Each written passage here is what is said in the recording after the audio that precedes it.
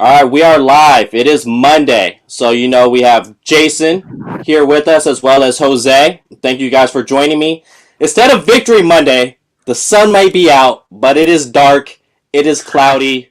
If you're like me, you probably just took a long shower just thinking about life last night after the 49ers game. Final score was 37-27. Seahawks took the victory. I would have posted it here, but I did not want to look at that score all game long, or all show long, I should say. So let's go ahead and kick it off. The 49ers went ahead and traded Quan Alexander to the New Orleans Saints for a conditional fifth-round pick, as well as Kiko Alonso. What do you take on that, Jose? I love it. Absolutely love it. How many times have I been killing? Well, I think we all have been killing it on our roundtable about how Quan is not an upgrade over Dre Greenlaw, and that he needs to be like the starting nickel player. Like it's in base defense, it's cool, it's great, but when you want to get a nickel, no, keep Quan away because ever since that guy tore his pec, he's been a shell of himself. Like that guy just cannot tackle. He's decent in coverage still, but he wasn't as great. He wasn't the top 10 worthy that he was before on the Halloween night. And it's just whatever it was, the guy just lost his legendary swagger. You know, as much as he could talk about it, he just never got it again. And for the money you're paying him, that's not worth for what you're paying him in terms of just for leadership and just to hype it up. Because I don't even think he had that effect. Not this season, didn't look like it. You know, it didn't look like he was barking or something like that. Probably because part of the reason why is because he knows he was playing bad. But overall, love the trade for the 49ers. You know, we were talking for weeks about are they going to be sellers or buyers depending on how they win and lose. And even though they split, they could have easily still been buyers given what they saw. But, you know, you get an opportunity like this to get that contract off your books, you take it. And I know it's just a conditional fifth rounder. You get Kiko Alonso, but that's just more so just so the Saints can feel good about bringing Quan's salary for 2020. So absolutely love it. Dre Greenlaw gets to get more playing time. He's an ascending star. And this is just one move that I'm expecting. I mean, it's just one of many moves. Not many, but it's definitely something I could see another selling move at some point. Okay, we could get on that next. What do you take on moving Quan Alexander? You could hit the Quan if you want, Jason, but what's your take on that? Well, I won't do that for the sake of trying to keep viewers here and not pushing them away. But I will say this. Let's just look at it, play aside. Let's just look at it from a business standpoint. Getting the Saints to take this contract, knowing what they're fully well ahead, what is ahead of them next year with their cap number, pretty much tells you the state of both of these teams, right? The 49ers lose on Sunday and immediately are like, okay, it's time to just go ahead and move off of Quana and build up this money. And on the Saints side, it's like we're all in this year, even if next year he's not going to be around, So it shows you the state of both of them. I mean, it really is like the domino. Once this loss happens, it kind of tells you what exactly this team thinks of their own chances going forward. So if you get someone who can take this contract, which we all thought in the beginning was a little bit too high for an off-ball linebacker. Either way, this seems like the right logical move. I mean, and you know what, to maybe contradict myself a little, this probably would have happened even if the 49ers win on Sunday too, because they still need to clear up this space one way or another. And if they're in and they're buying on this contract, then how do you say no, even if you wind up winning that game yesterday? That's a great point because from what I understand, they had pennies and nickels before this trade even happened. So if you're going to continue to make moves within the cap, it's like Kevin White, for instance. If you're going to bring up Kevin White, you could only bring him up, elevate him from the practice squad 2 times all season long. They've already done that twice. So if you're going to elevate him one more time for the practice squad, you have to officially sign him onto the roster. And to officially sign him onto the roster, they did not have that cap space. So something had to be moved. And with Quan Alexander, it's the contract, as well as what I look at it, the 49ers are receiving a conditional fifth-round pick. That's the big word to me, is conditional. So they're not receiving that fifth-round pick outright. So where that worries me is teams could put this condition, any type of condition they want on it. So is it the amount of snaps Quan plays? Is it a certain amount of games Quan plays? Like, what is that condition onto it? Because if it's about him being on the field, then that will concern me that the 49ers even see this fifth-round pick. If it's the 49ers, I'm sure they're smart enough to not even get into that area with the New Orleans Saints. But if you're going to be able to manage this team, the injuries are rapid, and they're appearing to not go away by any means. So you definitely had to create cap space in order to keep the season afloat, or else you're going to end up with a minimum amount of players and not have enough guys to suit up on Sundays. I don't think the cap. I don't think they even cared about the pick. That was just more of just like, oh, that's a nice cherry on top. They just really wanted to clear up that cap space because, like you said, they had pennies. They woke up in a bath of pennies and how much salary cap space they had left. So yeah, let's get a bad player who's not even remotely worth half of what his contract says, and just get him out of here. Let's get that salary cap space because we can't even activate players. We can't even operate. We can't breathe. So right. that pick, that's perfect right there by Matt. Of course, by Matt. It's he's just always spot on with that. But no, so yeah, it's just a nice like spot. It's just a nice like little cherry on top. But really, just that's the only thing. Like personally, when I was writing it this morning, I was like, well, the pick is nice, but really, it's just thank God they got off that contract. Right. And, people are still going to say, well, what about Kiko? Well, I mean, come on. Even the Saints acknowledge his contract is bad. That's why he's like, hey, take Kiko. He hasn't played for us this season. Right. And at least the 49ers is like, hey, a little room this season and a lot of room next season. That's all that matters. Right. And that's how I feel, too. Like, if the only condition for the Saints was you have to take Kiko Alonso with you, who's on an expiring deal, it's like that's a no-brainer at this point. Because, one, he's proven in this league and he could be a depth piece. We know that he's not going to be but if that's all it took for you to take this contract, it's like, come on, man, send him over here. Oh, what's up, bro? So yeah, as well as like Kiko Alonso, I see that as really nothing. It's going to be their backup linebacker essentially. I don't think he'll start over Al-Shaair. I could be wrong on that. But he is someone who I do look at the missed tackle percentage, and he's never been into the teens. Quan has, so at least if Kiko does see himself on the field, it's a little more of a sure tackler. And since we're talking about trades, we're talking about cap space. Do you see yourself, well, not necessarily see yourself, but do you see the 49ers making any more trades? Oh, for sure, off top. It's just a matter of who it is going to be. We know Grant just loves to talk about they should trade Jimmy Ward. They should trade Jaquiski Tartt, and all that stuff like that. But hey, now that they got Quan's contract off the board, you can't rule anything out. And and look, Javi's on the money, and 2 more big contracts to go. Is Trent Williams going to be someone they think of? I mean, who are you considering at this point? I can't even begin to speculate because I didn't even see Quan Alexander that being a move happening as much as I advocated for, like, hey, that's a move they should make, but there's no way. Did anyone even had an inkling? And look, it's been Ian Rappaport said, hey, ever since the Super Bowl, these guys have been I've been off and on with getting him, but if it wasn't for his injury, then all of a sudden, so it's really who's going to be the next one they think they can get off. I think it has to be one of the safeties at least, probably Tartt, because he's not coming back next year. You're not going to use that cap space you just saved from Alexander on him.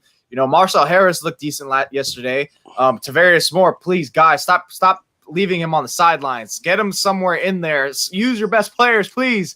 So maybe that's a move that, hey, we get Tartt off the books, then that forces us to play our young players the same way we got Alexander off the books. It protects them from themselves from playing Quan just because he's priced, and now you can keep playing Greenlaw. You're justified. So it's really going to be tough to tell who they're going to move, but I fully expect another move, at least one more, within probably by tomorrow before the deadline. Yeah, I expect Tartt, honestly. That's the one because it's clear that they're not going to bring him back probably on his contract. So you might as well get something for him now. It's been floated out there, and it's on Twitter. It's just a rumor that Tartt was on the block to begin with. So, I mean, he makes sense to move because there's plenty of people that will be looking, for him, in free agency next year. It's just I don't think that the 49ers find themselves as being suitors in that way. So you might as well, get a second, third round, whatever you can for Tartt to a team that is actually going to be contending this year and who needs help on the back end. So, yeah, I could definitely see Tartt moving. This one was a shocker. Desmond King going to the Titans for only a 6th-round pick. Rounder, that's crazy, man. That's crazy. I blinked and I was like, wait a minute, no. Did I? Because it happened right after the Quan trade, and I was like, no, I didn't see that. And yeah, a 6th-rounder for Desmond King, a guy who can give you special team snaps on top of being in the secondary. Like, man, what are the Chargers thinking there? Well, he's a slot corner, so you're not going to put him over K1, especially how big of an impact K1 had yesterday. So. No, unless you're playing pass rusher or center or maybe even right tackle. Oh, what happened now? So Adam Schefter just tweeted Jimmy Garoppolo is expected to be sidelined indefinitely with his high ankle sprain. Can't say that I'm surprised about that. Is that I think that's time to transition. I guess. I don't know. Unless Leo had a topic. Look at this guy. Put a screen up there. Yep. So, yeah. I kind of been tweeting about this yesterday after the game, but we'll get on that next. Right now, guys, stay with us. So let's trade. I don't think you could really become a buyer if your quarterback is unable to create at least a little bit of vertical offense. Even if it's not so much vertical, at least on time. And there were so many guys open yesterday, and he wasn't hitting them on time on that interception to DJ Reed, out of all people. That kind of frustrates me. He was clearly late to Kittle, and Kittle, it looked like he slept and fell down because he tried to react to the ball being behind him. It wasn't that he slipped really and then behind. Reed. So, yeah, if he hits Kittle probably gets hit pretty hard by Bobby Wagner first.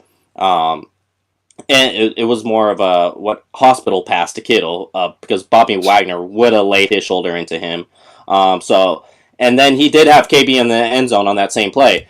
But, so, that being said, as far as trades moving forward, I would have loved Ryan Kerrigan. I just don't really see that happening at the moment. I think Tart would be interesting if you could get Tarvarius Moore on the field. It just shocks me that you spend a third rounder on this guy and you can't even figure out a way to get him on the field. Did he see any defensive snaps yesterday?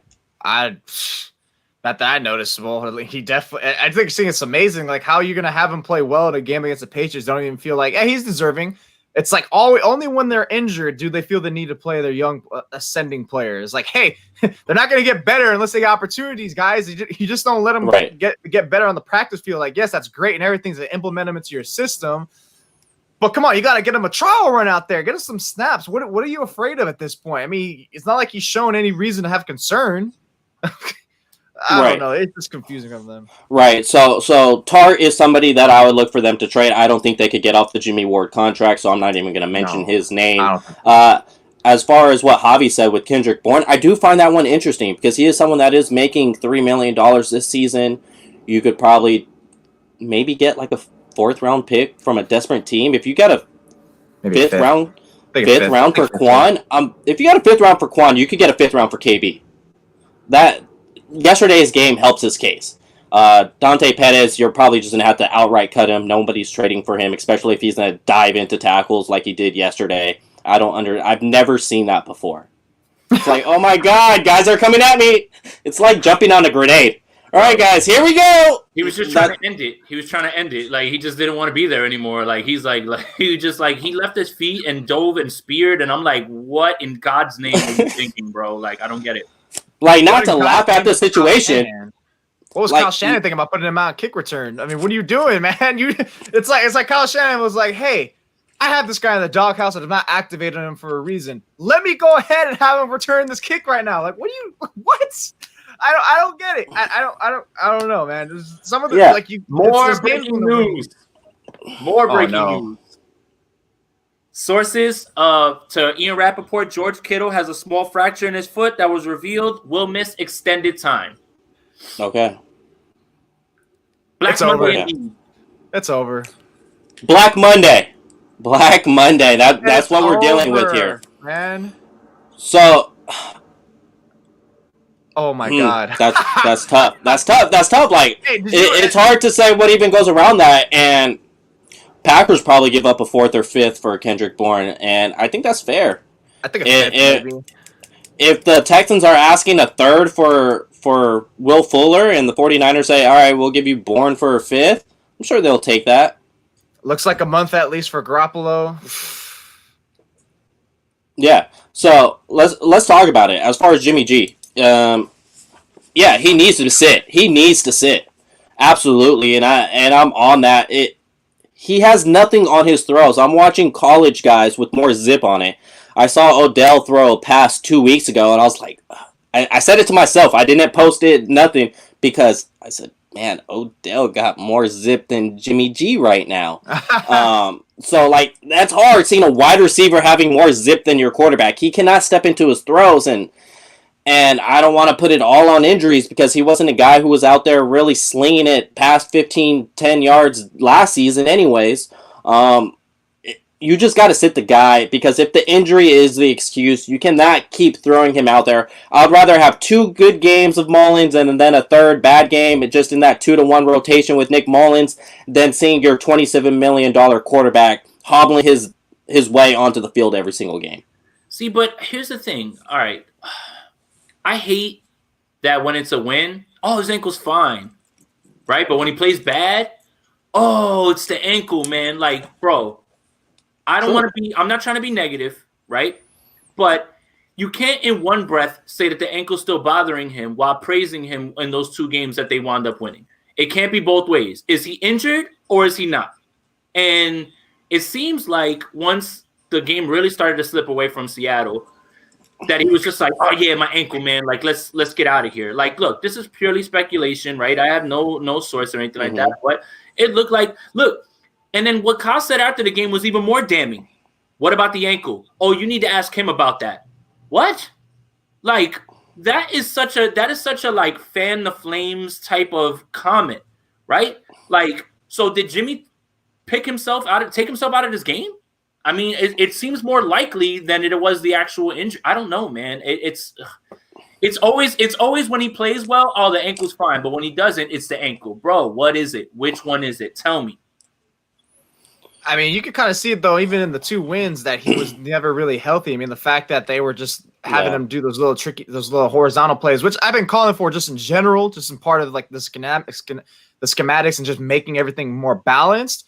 But the way that they really like abuse that heavily more, and just, I mean, not even just the play calls alone, you can see that he was never really comfortable with it. I mean, how many games did Garoppolo technically miss? 2, 3 tops before this injury, but before like yesterday, right? And that's a high ankle sprain, man. That's usually a minimum of 4 weeks. Like, I don't like, come on, man. You're definitely feeling some soreness. And I mean, but he's going out there. He's playing. Kudos for him for probably just sucking it up because, you know, that's a football player's mentality. I think 99% are just going to go out there and just ignore what the injuries say. They're going to go out there and just, like, kill themselves. I mean, I've been a proponent of it. You know, that you got players going out there riding concussions. You know, Jordan Reed, 9 concussions, he still wants to play. So it's just ingrained in their mentality, their personalities. But so overall, we still got to critique him. He's out there. You know, you got to give kudos to toughness. But overall, he's that doesn't necessarily impact why he's not seeing the field, why he's letting all these wide open wide receivers just go. Like, you're just leaving. It's like on Thanksgiving dinner that's coming up.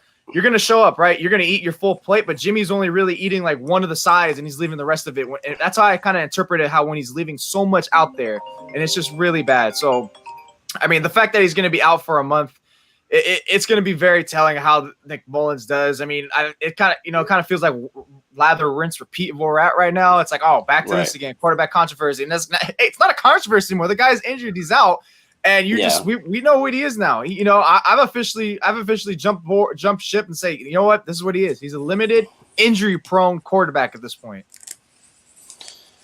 Yeah, I think having Nick Mullins out there right now with Jimmy's injuries. We're not talking about Jimmy fully healthy, just strictly on his injuries. Nick Mullins gives the 49ers a better chance to win. And what's the shitty part of it all is how excited were we coming into this season? Oh, we acquired, Joe Staley retired, but we acquired Trent Williams. Let's go. Brent Skill, he looked pretty good in 2019, and now he's going to get a full-time role replacing probably the one terrible player on that offensive line in Mike Person. Like, let's go. And, we got Brandon Ayuk. We got Debo. We got Kittle. Oh, we got Jordan Reed, too. Kendrick Bourne's an outstanding third receiver. Oh, now we're going to get McKinnon. Oh, Mostert. And it was just so much exciting coming into the season. And now all of that's kind of out the window. And we're just saying, hey, can we go get Zach Wilson? Can we go get, whoever, Trey Lance? Can we go get him? And that's the most frustrating part is because I think all of us, maybe besides Grant Cohn, all of us wanted Jimmy Garoppolo to be great. We all wanted him to be that guy. As far as covering the team's standpoint, I would rather cover a team that has an MVP caliber quarterback and talk about that than talk about a team that has quarterback issues. To me, that's frustrating because then I'm going to throw out a bunch of hot takes on what they should do at quarterback, and I'm probably going to miss on 90% of those hot takes. But a team covering a team that's playing an MVP level quarterback, well, now none of those hot takes are going to miss, and I get excited about I love seeing success. I don't like seeing failure. I keep drama for television shows, for movies, not for a football team. Here's the thing, too, right? I think I want to dispel a little something that I saw, and by no means am I a Nick Mullins guy, but I think I want to dispel the whole prevent defense at the end of the game thing. Why is it that as soon as Nick gets in there, the same calls are there for the same throws, but the throws are actually being made? Now, yes, we can say that Seattle was allowing catches because it's like, hey, allow them to catch anything, run up and tackle, cool. But they still were showing blitz looks, dipping into pressure, dipping out of pressure. They didn't change any of their game plan when Nick Mullins went in. It's not like they backed up and Nick Mullins. So I think that it was important for Nick Mullins to do what he did to show the difference of the game plan that was being used, and then to show this is really how you should have been attacking this defense the entire time. For him to have 265 yards or something like that, like within like a quarter and a change, pretty appealing. That it's very telling. So let's kill this narrative of Seattle was playing prevent because they weren't at all. They weren't. No, they weren't. And I tweeted that out. Like, hey, for those people that are saying this is garbage time, Seahawks aren't doing it. They literally called a timeout on 4th and 2 to stop the 49ers offense, and Nick Mullins still hit Brandon Ayuk to convert the 1st and goal. Seattle was doing everything they can to stop Nick Mullins, and he still went 3 for 3. So that whole garbage time prevent defense, it's out the window. Nick Mullins is. I'm not saying he's a franchise quarterback. I'm not saying he's a quarterback of the future of this team going forward. But he should be the quarterback week to week until Jimmy can actually trust his ankle and throw some more zip on his ball and actually show that he could manage this offense. Because Jimmy G, I think it's no comparison. He is definitely a better quarterback than Nick Mullins. Sure. But a 60% Jimmy G is just not going to get the job done. Have we seen the last of Jimmy Garoppolo in the 49ers uniform? I think that's it. Because you know what? You say a month down the line, what is that? At least 4 games? Okay, you throw in the bye. And 8 weeks with no Kittle. 8 weeks. 8 weeks. Already just another more Kittle. I mean, it's good you're getting Jordan Reed back, but still, Reed's no Kittle. You know what? I think I would hedge if I'm not hedge better. I would skew more towards I think we saw the last of Jimmy Garoppolo 49ers uniform. I just think he's done in terms of what he's seen. I know his injury and everything kind of played an impact, which kind of like you said, Jason, like, hey, why is it coincidental that all of a sudden you see Mullins hitting those throws? Like maybe he's just Jimmy's in his head like, no, screw this. I'm taking the ball out of my hands. You know, the clean pocket he had, but still he wasn't, you know, it's just kind of ugly.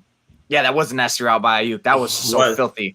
But yeah, it's just, you know, I feel like considering if you get him off the books, if you just did a trade today to get Quan Alexander off your books and you took Kiko just because you know it was worth it for next season, they are definitely heavily considering right now Garoppolo, he might not be here next year. So we can get that off the books, you know, sign someone or draft someone, whatever, whoever, and then we'll just get more. We'll just try to build a stronger team around. We'll just try to work with someone who at least is not afraid to take shots. Someone who at least has their glasses on, can see what's out there.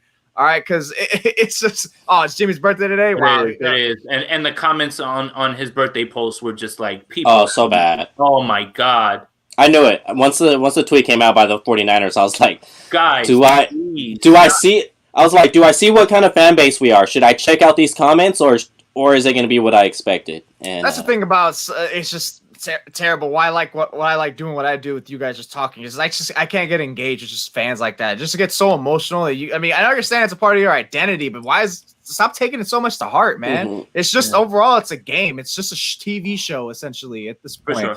But I mean, yeah, dude, it's just I think especially if Mullins plays well. And, you know, they're going to really take their time with Garoppolo this time because otherwise, you know, clearly, I guess they made a mistake bringing him back. I think they did. You know, he only missed 2 to 3 games. So it's just I think this is the last we saw of him. And now it's depending on what the win losses goes. I mean, Hey. shoot. Hey, why not? Why not? There's a lot to say. Why not?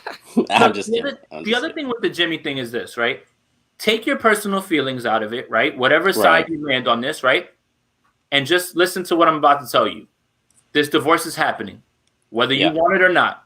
That's it. Like, no point in yelling in one direction or the other. It's happening. This is it, guys. This is it. This is the end. Mm-hmm. Whether he plays another game for us remains to be seen, but this is for sure the end of the Jimmy Garoppolo era here in San Francisco. And it's not just this game. This is something that's been built up, and it just came to a head yesterday.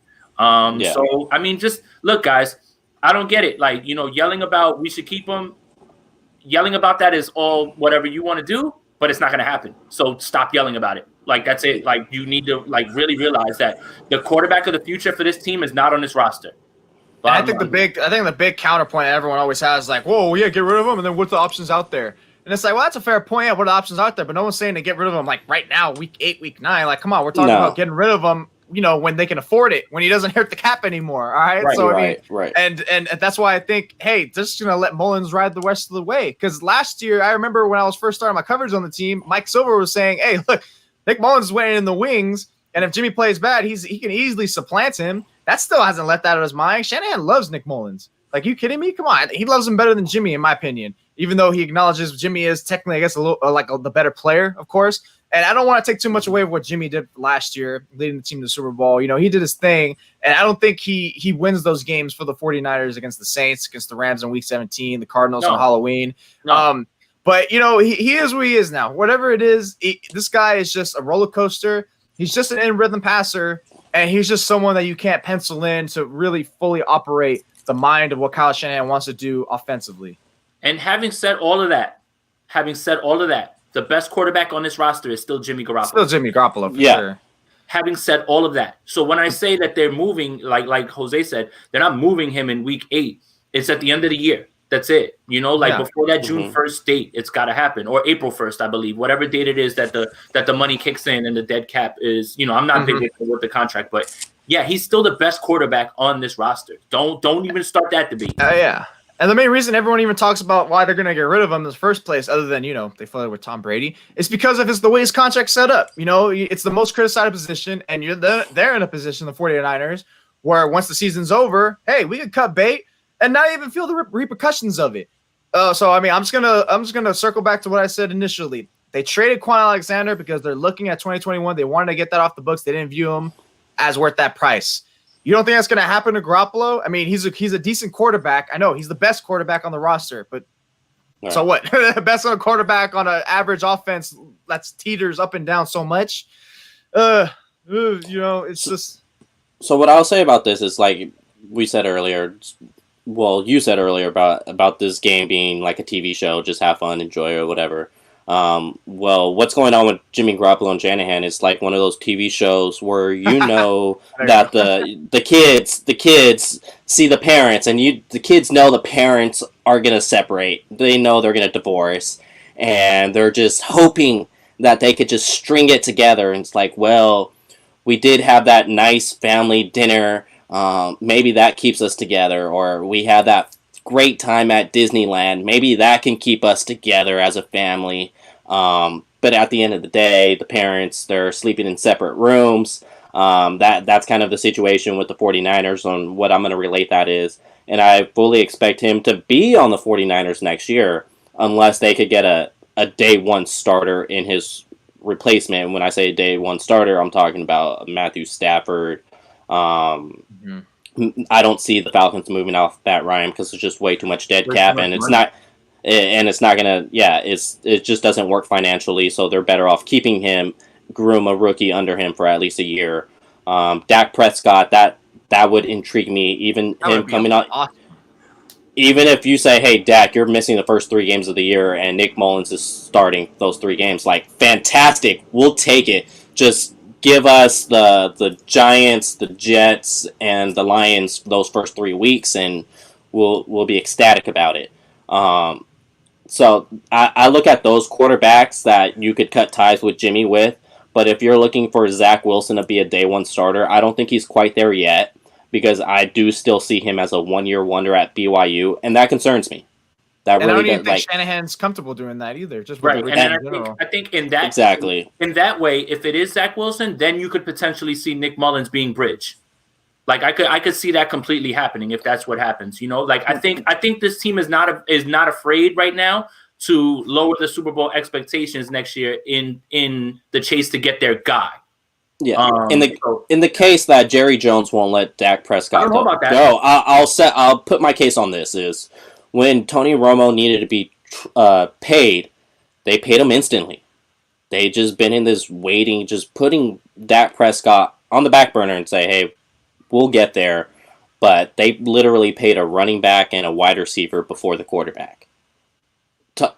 Those positions aren't more important than the quarterback at any point of a franchise. Think about this too, Leo. What if they get a top 5 pick and they're staring one of these guys in? That's what I'm saying. You know, so that'd have to be a real dissension right now. You know, they're 4-4. They have to really, really commit to the tank. No, not right the now, Niners. Not the Niners. The Cowboys. Cowboys. If Dallas gets very poor point. If Dallas gets a top 5 pick, they're gonna say, Dak, your ankle's messed up. Go. Get out of here, and then we'll trade you. Yeah, right. And so you're telling me if Dallas is sitting there with Justin Fields available, they're not going to want to pull the trigger? Absolutely. Justin Fields can manage this. He's a similar player as Dak Prescott. Think about this too. You get him on a rookie deal. Like you don't have to pay him off the rip. Absolutely. Mm-hmm. Absolutely. 49ers won't have that luxury because I don't think they'll be in a position to take Trey Lance. They won't be in a position to take Justin Fields, and they're definitely not going to be in a position to take Trevor Lawrence, no matter how much 49ers Twitter is going to say tank for Trevor Lawrence. That's just not happening. No. The Jets aren't going to win a game this year. Yeah. No. So Jerry Jones will definitely give up, trade Dak for a first-round pick to take Justin Fields. Absolutely. So, guys, since, we're kind of feels like we're previewing hardcore about the quarterback in the future. They're sitting at 4-4 now. Is the season over for the 49ers? Is it done? Like, is there any hope? No, because I don't want to be negative either, but no. Yeah, I think they still have a shot because I'm looking at who's really going to contend for that 7th spot. It's going to be the Bears, and I don't think they're having issues over there saying, should we put Mitchell Trubisky back at quarterback? I don't know why. I think Nick Foles has done okay enough to not go back to Trubisky. Well, I think it's because of what he said on Monday night. Did you hear that?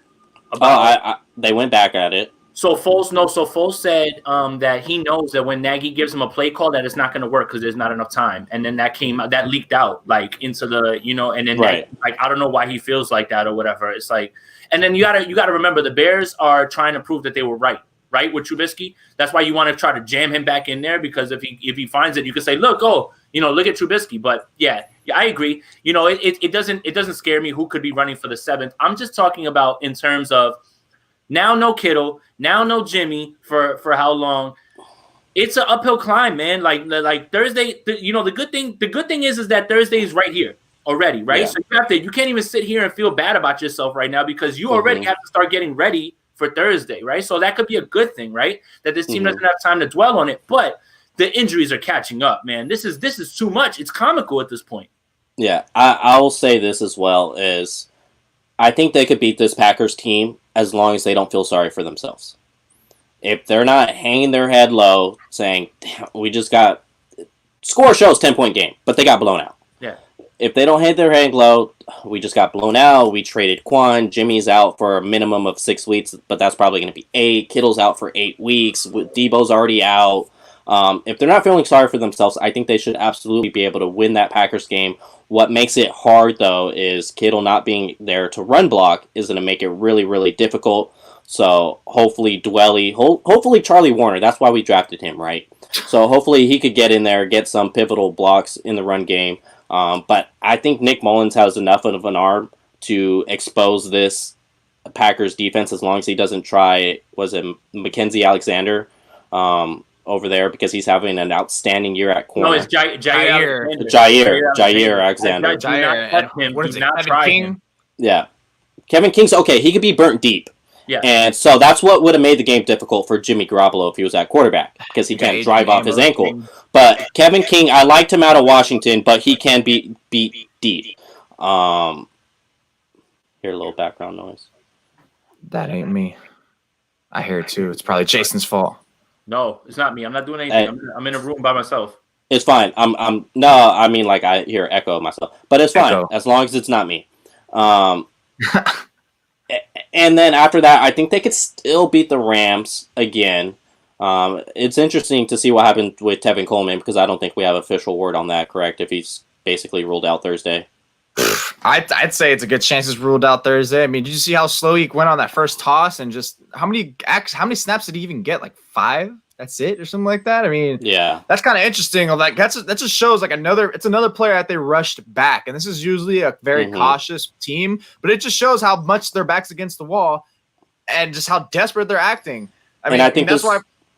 This is also interesting with COVID hitting the Packers locker room. Like, is Jair Alexander going to get, like, you don't know their situation. And you know, AJ was the one who had it, yeah. And you know the NFL's going to force him to play. Like, hey, I don't care if they're out. Aaron Rodgers.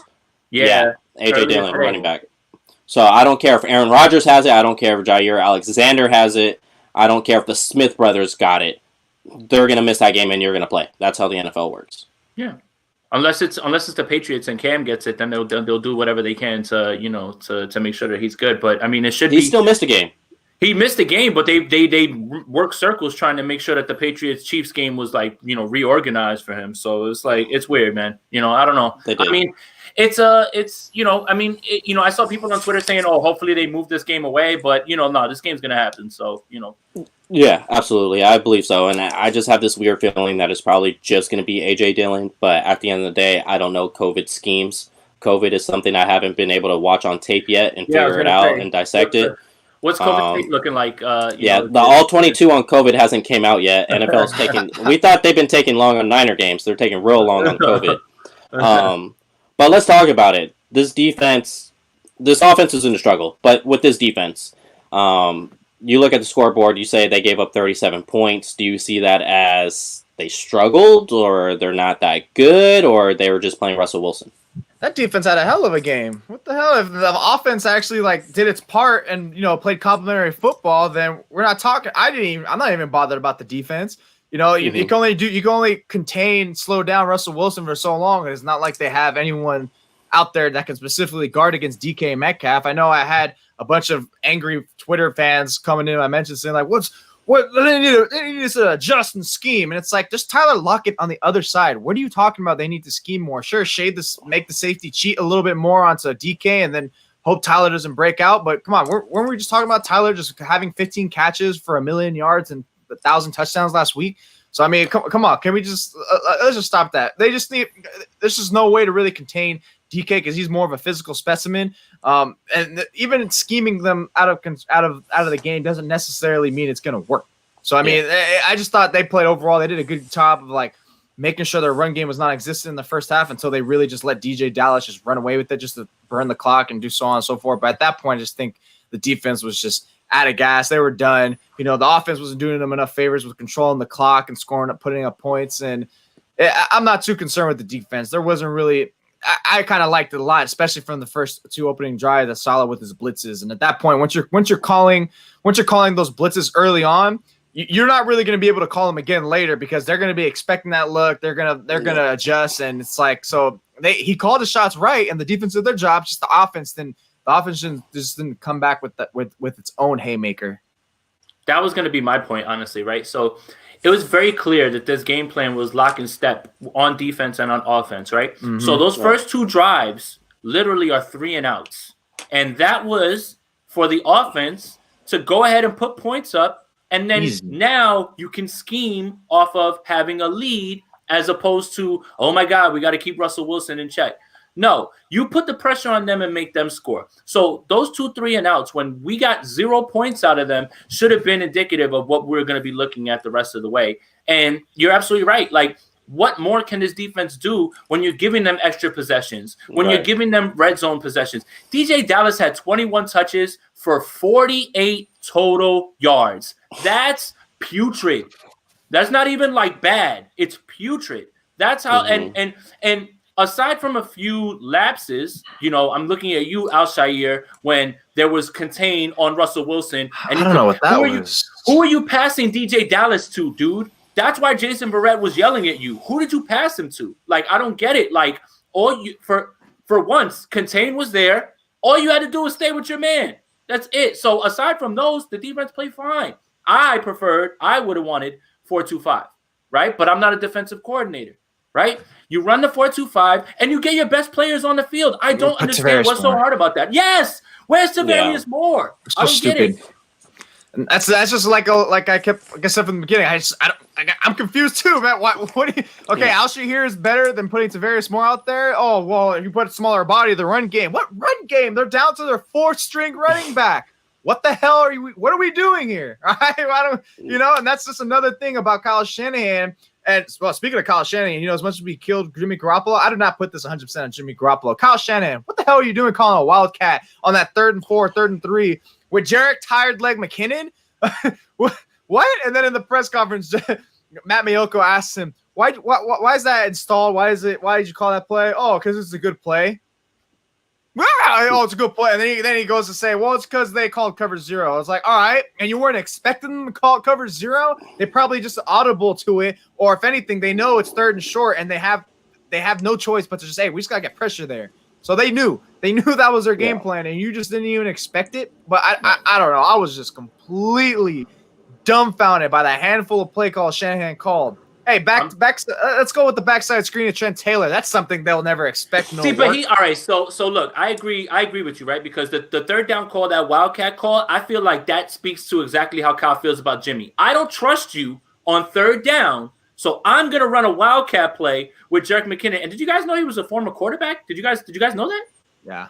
I mean, because they only mention it 85 times every game anyway. But the throwback to Trent Taylor. That one, the play calling is bizarre, but Jimmy, come on. First of all, the leak with you, George Kittle's right in front of you.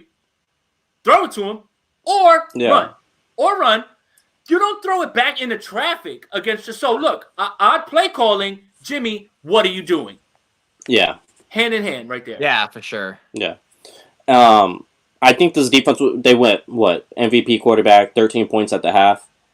And then everything else just spiraled down afterwards. Like, they were holding their own. They started the game with, 2 3-and-outs on Russell Wilson? Right. So they were holding their own, and I tweeted this out, and some people didn't understand it, so I'll go ahead and rephrase it here, is what I tweeted was, why leave Mosley on an island when DK has been eating all game? I don't understand that decision. So what I was referring to that as was on the goal line play, where DK just ran a simple slant, wide open. Mosley had zero inside help. And I say that because DK, he is a specimen. You don't know if he's running inside or if he's going to hit you with the post fade to the back pylon. You don't know what's coming. So that is very, very difficult for Emmanuel Mosley to make that play. I don't understand why you give him zero inside help. Because if you give him inside help, then yeah, he could leverage his outside shoulder on DK to take away the post corner fade. Or if you give him, say, Ward or whoever has that post, have him have the outside on DK, well, now Emmanuel could leverage inside a little bit. But he had to leverage him straight up and see what the hell happened. I don't understand why he gave him no help. It was the easiest touchdown I've ever seen this defense give up. I don't understand why you call that in that situation. You know... They know Wilson wants the passing touchdown records. And DJ Dallas hasn't done shit all game. Why the fuck are you expecting a run? I think it was kind of the... I don't know if it was...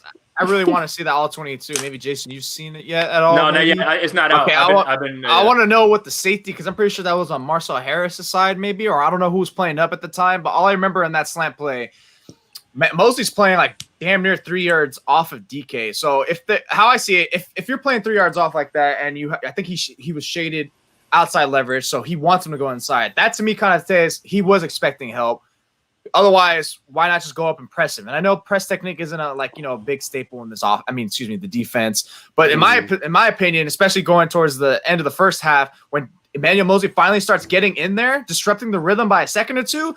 DK wasn't starting to make an impact until like, towards the middle end of the third quarter. So that's why I thought maybe, all right, you're at the goal line at that point. You have no choice but to jam. That's just my style. How I've learned the game through like plenty of coaches that if you're going to be in that situation, just get a hand on him. You're playing outside leverage. And if he goes inside, great. That's what you want. But so that's why I want to know what the safety was doing, what his responsibility, where he went, not unless they blitz.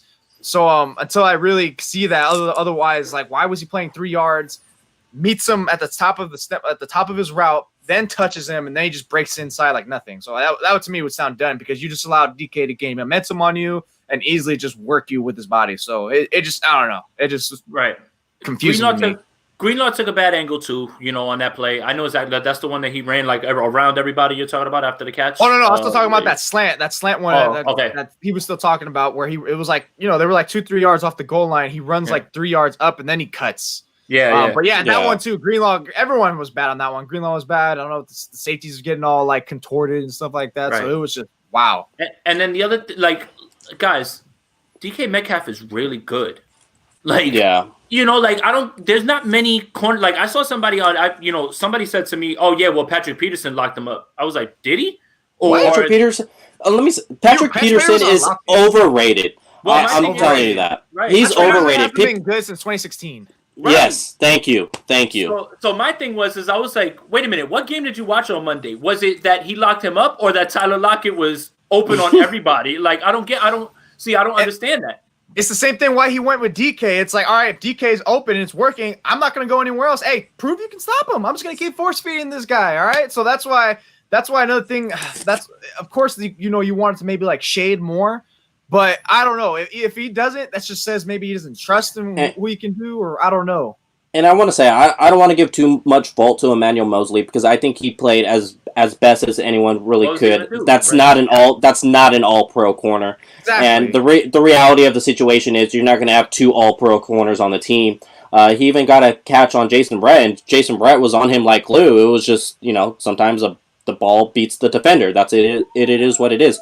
But Mosley had good position. He had good leverage for most of the game, but it's just, hey, Wilson's an MVP quarterback. So let's not say, because I know some people were down on Mosley. Mosley had a hell of a game, but DK is a specimen with a MVP quarterback throwing him the ball. Same thing with Hopkins. It's like, adjust, but it's that you get it. But, sometimes there's great players, and this is why I remember this team was supposed to be a pass rushing defense, and that just suddenly swung to pass coverage identity. And I know that's a strength. And as much as Mosley did play a hell of a game doing what he could, the reality is he's not on that very high caliber Pro Bowl, maybe even arguably all pro level that DK, Hopkins, all these receivers, you go back to last year with the Julio Jones. It's like, hey, why are you getting mad that these top premier players are beating these guys? I mean, at some point, talent can beat scheme at times. And I'm not really sure how much more you could have done. Even you had Richard Sherman out there. If he was playing all season, I don't think he would have had that much more success either because DK is just by and he's underratedly fast. It's just, and then you have Russell Wilson throwing the ball. I mean, sometimes you got to tip your cap, right? Like you just say better, better. And the good news is that the Green Bay Packers don't have anybody who is a number 1 receiver or anything like that. So we should be fine. Yeah, they do. Yeah, they do. Oh, they do? Right. That Adams guy. Yeah. Didn't he go to like Fresno State or yeah? I mean, doesn't he catch every touchdown pass in the world right now? Jesus. That guy's on my test team. Yeah, me too. That's how I know. I like their advantage if they play a little more man. If they're playing cover 3, then they're just going to hit that back shoulder all day with Devontae Adams. Well, they just come back on it and find that soft spot. Yeah, I don't think the back shoulder on that one. I think like that comeback that he beat Verrett on. It's just like, oh yeah, I'm talking about Devontae. I'm talking about Devontae. Oh, Devontae, yeah. If they're playing cover 3, they're just going to hit back shoulder all day, and they'll have the time to do so. They get a freaking 20-yard back shoulder because the pass rush is not going to get there. That being said, I still believe this defense is good.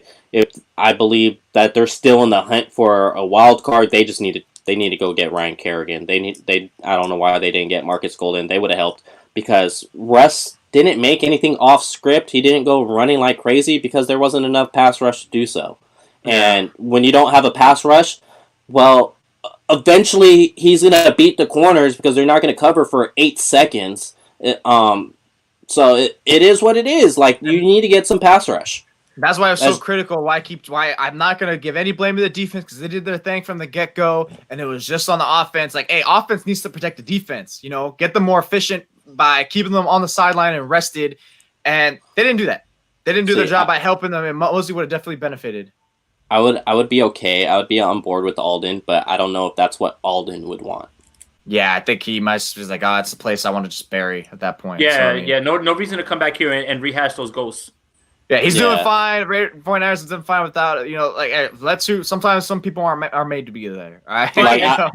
And then the other thing is Alden Smith doesn't all of a sudden solve everything. So it's like no. At this point, it should just be the 49ers realistically right now with this Jimmy and Kittle news right now need to be on the horn saying, what do you like? What do you want for this guy? What do you want for this guy? Yeah. You need to be stockpiling picks at this point. And the reason why we say they need to stockpile picks is because they have the depth to replace certain players. So you could trade Tart for, say, I don't think they get a fourth at this moment. I just don't see it happening. Mm-hmm. I know that's been a rumor. I just don't see a third. I think they could Baltimore. Shed him off for a fourth or a fifth to whoever team, whether it's Cleveland or Baltimore. I've heard Baltimore too, but I think Cleveland may be a little more desperate. So I think that those are teams to where they'll go ahead and pay that price. But hey, it's Jaquiski Tart. We could go ahead and replace him with Marcel Harris, or maybe mix in Tarvarius, your former third-round pick, Tarvarius Moore. We're not talking about, rebuild this whole team. No, just shed the pieces that are in expiring contracts. I don't see the Trent Williams ones happening. That's why I'm not even going to acknowledge that, because that's Kyle's guy. Kyle's going to do everything he can to they're keep bringing him him back. He hasn't a lot of pressure since week 3. Yeah, and especially if you're going to start over at the quarterback position, whether if you bring somebody else or if you let Jimmy be there for our final year, you're going to need a left tackle. Yeah, for sure. So I know you got somewhere to be, Jose. I think we're just going to go ahead and end it here. Appreciate you guys. I plugged in Jason's YouTube channel in the description. So definitely you guys subscribe to that. Follow them both on Twitter. These are their exact handles, correct? Yeah. Yep. Perfect. Yeah. All right, guys. D4 needs to go. I agree. He's not doing anything but collecting a paycheck. No one's gonna take he'll take him. And Dante Pettis. Oh! We'll talk about that later. Dante Pettis will probably get released. Not taking him. All right, guys. All right, everyone. Thanks for tuning in. Later.